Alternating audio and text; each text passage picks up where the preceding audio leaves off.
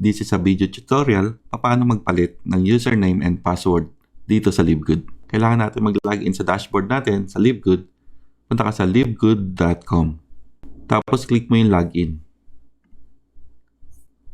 So i-type mo lang dito yung username and password mo to login. Pag nandito ka na sa dashboard, click mo lang yung My Info sa kaliwa. Para mag-change ng username and password, click mo lang itong change. Pwede mo rin palitan yung first name mo and last name dito. Kasi ito yung lumalabas sa website. Pwede mo rin palitan yung email mo and phone number. Tapos dito, para palitan yung username, edit mo lang. So dito, lagay mo lang yung password na gusto mo and confirm password. Tapos click save.